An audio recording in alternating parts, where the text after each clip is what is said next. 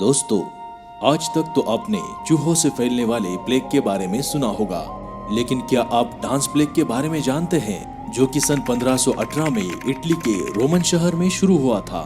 इस dance plague में हजारों की तादाद में लोग इकट्ठा होकर कई महीनों तक अपनी जान जाने तक बस नाचते ही रहते थे।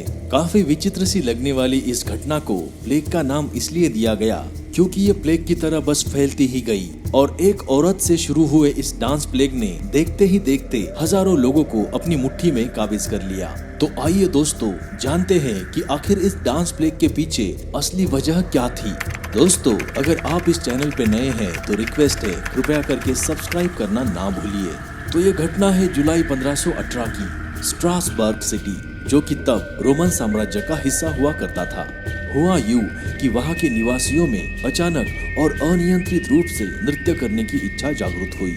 यह उन्माद तब शुरू हुआ जब फ्राउ ट्रॉफी के नाम से जाने जाने वाली एक महिला सड़क पर आई और उसने खुद के चक्कर लगाना और घूमना और हिलना शुरू कर दिया। उसने लगभग एक हफ्ते तक अपना नृत्य जारी रखा और जल्द ही कुछ 3 दर्जन अन्य लोग इसमें शामिल हो गए। अगस्त तक डांसिंग प्लेग ने 400 से अधिक पीड़ितों को अपने पंजे में कस लिया।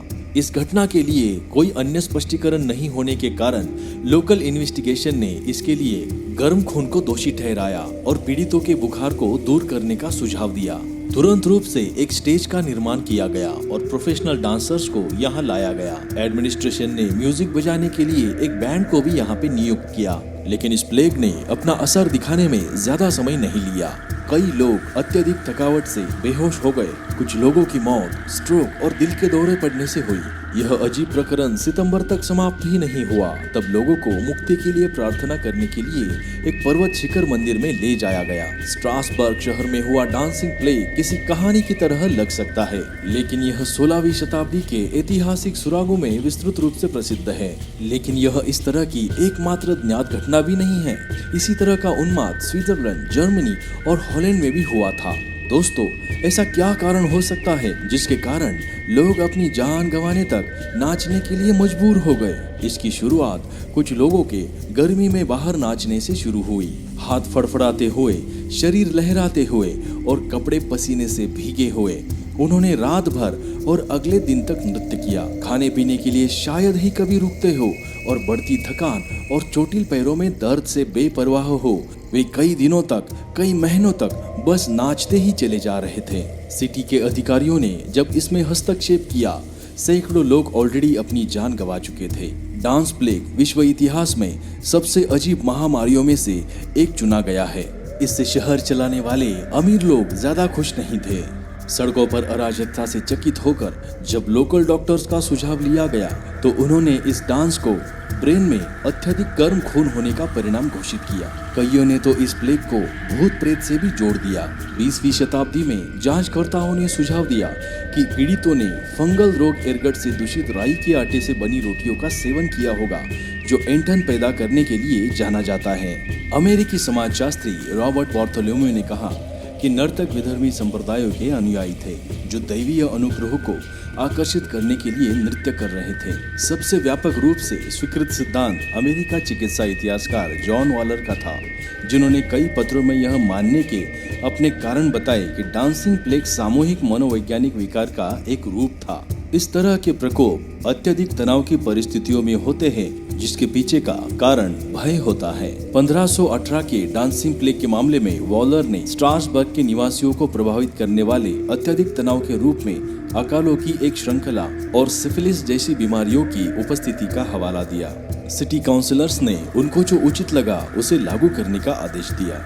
उनका मानना था कि जितना अधिक नृत्य ये लोग करेंगे, शायद उतनी ही जल्दी इस बीमारी का हल निकलेगा। उन्होंने एक खुली हवा आने वाले अनाज बाजार को साफ करने का आदेश दिया, गिल्ड हॉल की कमान संभाली और घोड़े के मेलों के बगल में एक मंच बनाया। इन स्थानों पर वे नाचने वाले लोगों को इस विश्वास के साथ ले गए कि उन्मत्त गति बनाए रखने से वे इस बीमारी से छुटकारा पा सकेंगे। सिटी काउंसिलर्स ने पीड़ितों को उनके शरीर को पकड़कर सीधा रखने के लिए मजबूत लोगों को काम पर रखा। अनाज बाजार और घोड़े के मेले में लोग गर्मी के सूरज की पूरी चकाचौंध से तहत एक ऐसे दृश्य में नाचते रहे जो किसी राक्षसी रूप से विचित्र था। आगे अपने पागलपन में लोग तब तक नाचते रहे जब तक वे बेहोश होकर मर नहीं जाते।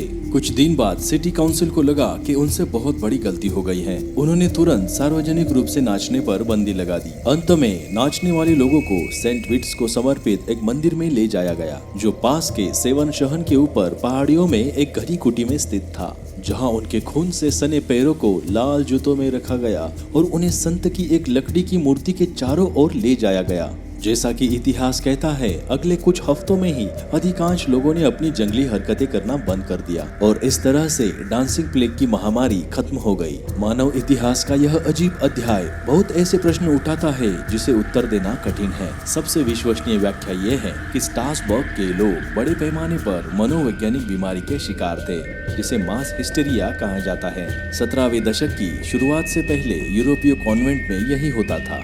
जब वहाँ की औरतें छटपटाती थी, ऐंठन महसूस करती थी, मुंह से झाग निकलने लगता था, वे अश्लील इशारे करती और प्रस्ताव देने लगती, पेड़ों पर चढ़ जाती और बिल्लियों की तरह म्याऊं करती थी। सौभाग्य से 1518 का डांसिंग प्लेग आखिरी महामारी थी। दोस्तों, अगर ये वीडियो आपको पसंद आई हो तो इसे शेयर करके चैनल को सब्सक्राइब करना ना भूलिएगा। मिलते हैं कमाल की बातें के नेक्स्ट एपिसोड में।